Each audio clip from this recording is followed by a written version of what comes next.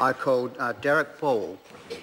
Mr Speaker, as the New Zealand First Leader, the Right Honourable Winston Peters, has outlined, we welcome the statement from the Prime Minister today on New Zealand's response to the serious threat from Islamic State. We do believe that the Prime Minister has been less than forthright. Now, finally, we have a statement in which we are told 10 military planners will be going to Iraq. As soon as one of those military professionals arrives in Iraq, there can be no doubt that New Zealand has committed to being involved in a new conflict. Some may already be there. We understand 3 left yesterday, though the PM claimed on the same day that no decisions about Iraq had been made. With our foot in the door, there is no going back. It is quite clear what side we are on. From the Islamic State point of view, that means we are the enemy. To suggest that we are not part of this conflict because we are not putting combat forces in is double-speak.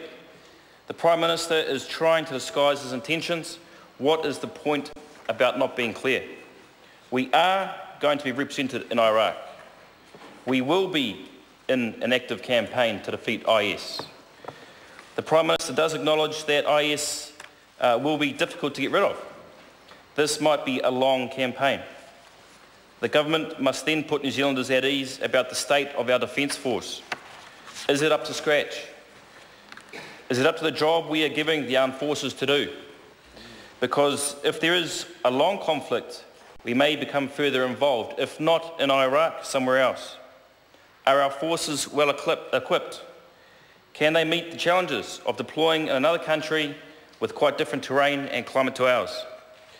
We have had too many reports about the failure of armed forces, vehicles and equipment. We want assurances that our defence forces in a state where the men and women who will serve for us won't be let down by failing equipment. As a former member of the New Zealand Army, I know about the great effort that our servicemen and servicewomen put into all of their duties. Today we are discussing matters of high national importance and security. There is a perspective that must not be overlooked, Mr Speaker. That is the situation of the men and women in the armed forces who we rely on to represent New Zealand in whatever capacity we call on them. It is all very well to talk in grand principles and in broad diplomatic ideals, but ultimately countering terrorism is about capability, personnel and resources. Our armed forces are small, but they must be professional and well equipped. That is an essential condition that must underpin New Zealand's response to global terrorism.